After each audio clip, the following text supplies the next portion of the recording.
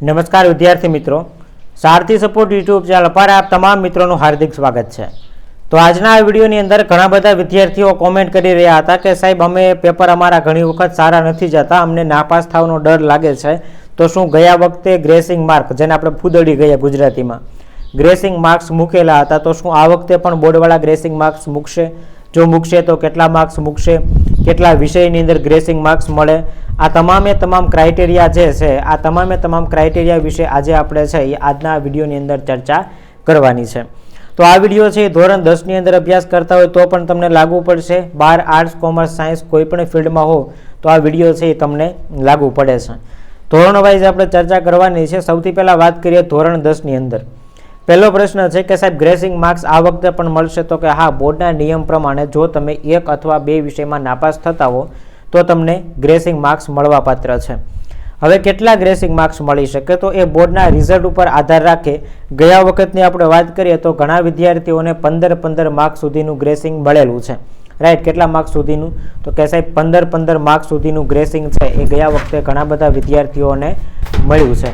તો એ જે gracing marks મળે છે એ ગ્રેસિંગ માર્ક્સની અંદર સૌથી પહેલાં આપણે 10મા ધોરણની વાત કરીએ તો 10મા ધોરણની અંદર તમારે 6 વિષય આવે છે।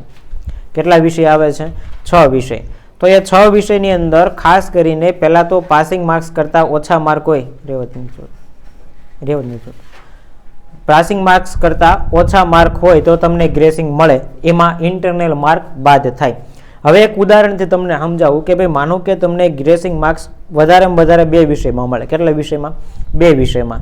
કોને મળે? તો કે ભાઈ જે વિદ્યાર્થી 2 વિષયમાં નાપાસ થયા હોય એને કેટલા મળી શકે? તો ગયા વખતે 15 માર્ક સુધી ગ્રેસિંગ માર્ક આપેલું તો આ વખતે ગ્રેસિંગ માર્ક્સ મળવાની સંભાવના 10 માર્ક સુધીની છે। 10 થી 12 કે 15 માર્ક સુધી તમને જો માર્ક ખૂટતા હોય તો એટલા માર્ક્સ મળે। હવે કોને મળે, કેવી કન્ડિશનમાં મળે એના વિશે વાત કરીએ। પહેલાં તો તમારા પાસિંગ માર્ક્સ છે એ 28 માર્ક્સ 10મા વાળા માટે છે, 12મા વાળાની હમણાં પછી વાત કરીએ। તો 10મા ધોરણની અંદર માનો કે કોઈ વિદ્યાર્થી સામાજિક વિજ્ઞાનમાં 28 માર્ક્સ લાવી શક્યો નથી। કેટલામાંથી? તો કે સાહેબ આપણે 28 માર્ક્સ લાવવાના હોય છે 80માંથી। આમ ગણો તો પાસિંગ માર્ક હકીકતની અંદર આપણા 26 માર્ક છે, 27 માર્ક એટલા માર્ક તમારે હોવા જોઈએ, 27 માર્ક છે। તો 27 માર્ક માનું કે કોઈ વિદ્યાર્થી લાવી શક્યો નથી। અને હવે બીજી વાત કરીએ તો કે સાહેબ ગ્રેસિંગ માર્ક્સ કોને મળે? તો કે ભાઈ માનો કે જે વિદ્યાર્થીને 27 માર્ક કરતાં ઓછા માર્ક છે એવા વિદ્યાર્થીને મળે।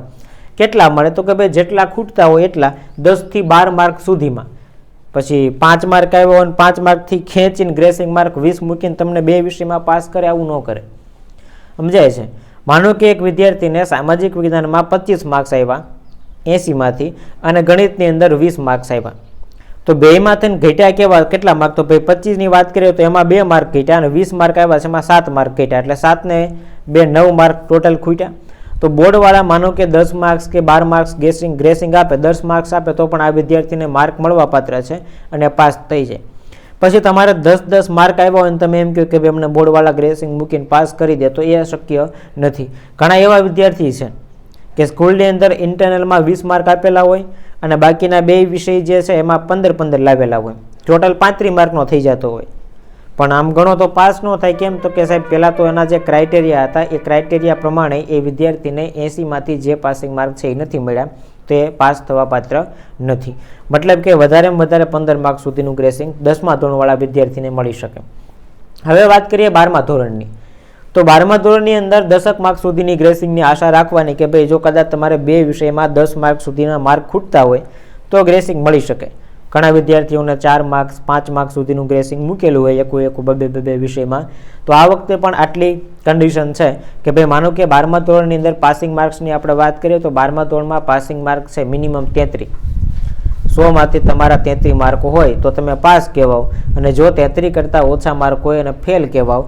જો ગ્રેસિંગ બોર્ડવાળા આપે 10 માર્ક્સનું, માનો કે તમારે 2 વિષયમાં 30 માર્ક આવ્યા છે, ઘટ્યા કેટલા? તો કે ભાઈ 2 વિષયમાં 30, 7 વિષય છે એમાં 5 વિષયમાં તમે પાસ થઈ ગયા, કેટલા વિષયમાં? 5માં પાસ થઈ ગયા, પણ 2 વિષયમાં માર્ક આવ્યા નહીં, માનો કે ખાલી 30 માર્ક આવ્યા, તો ઘટ્યા કેટલા? તો કે સાહેબ 2 વિષયની અંદર 3 માર્ક ઘટ્યા।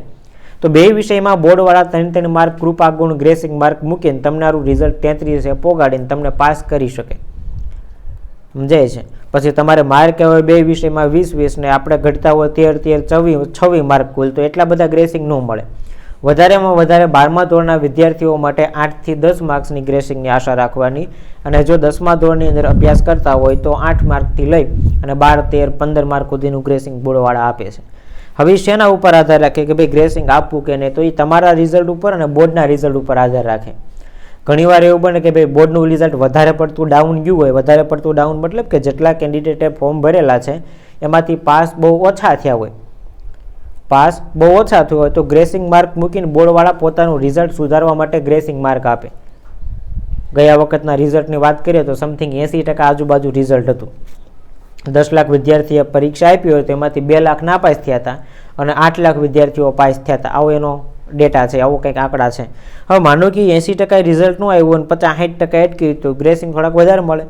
રિઝલ્ટ ડાઉન આવ્યું હોય તો રાઈટ. તો આ એક કન્ડિશન છે. તમને તમારો જે ક્વેશ્ચન કે તમારો જે ડાઉટ હતો એ આશા રાખું છું કે સોલ્વ થઈ ગયો હશે. 10મા ધોરણની અંદર 10 થી 15 માર્કની આશા રાખવાની અને 12મા ધોરણની અંદર 8 થી 10 માર્ક્સની આશા રાખવાની. આટલું ગ્રેસિંગ તમને મળી શકે. હવે એ ખબર ક્યારે પડે તો કે સાહેબ રિઝલ્ટ આવે ત્યારે ખબર પડે કે કેટલા માર્ક્સનું ગ્રેસિંગ મૂકેલું છે. રાઈટ. એ કોઈ અગાઉથી તમને ન કહી શકે કે ભાઈ 20 માર્કનું આપશે, 15 માર્ક્સનું કે 8 માર્કનું કે 10 માર્ક્સનું. રિઝલ્ટ આવે પછી ખબર પડે કે આટલા માર્ક્સનું ગ્રેસિંગ આ વખતે બોર્ડ દ્વારા આપવામાં આવેલું છે. ઓકે, તો તમારો ક્વેશ્ચન લગભગ સોલ્વ થઈ ગયો હશે. આ ઉપરાંત બીજા આવા કોઈ એજ્યુકેશન રિલેટેડ તમારા ક્વેશ્ચન, તમારો કંઈ ડાઉટ હોય તો તમે કોમેન્ટ બોક્સની અંદર પૂછી શકો છો. એના ઉપર આપણે સેપરેટ અલગથી વિડીયો બનાવી અને એનો પણ જવાબ આપવાનો પ્રયત્ન કરીશું. ઓકે, બાકી આઈએમપી ક્વેશ્ચનની સિરીઝ આપણી કન્ટિન્યુ ચાલુ છે, એ જોતા રહેજો જેથી તમે નાપાસ ન થતા ગ્રેસિંગ માર્ક્સની આશાએ ન રહે. રાઈટ. ગ્રેસિંગ માર્ક્સની જરૂર પણ પડે નહીં. તો આશા રાખું છું કે વિડીયો પસંદ આવ્યો હશે. જો વિડીયો પસંદ આવ્યો હોય તો લાઇક કરી દેજો. ચેનલને સબસ્ક્રાઈબ કરવાની બાકી હોય તો સબસ્ક્રાઈબ કરી દેજો. મળીએ છીએ નવા વિડીયો સાથે. જય હિન્દ, જય ભારત.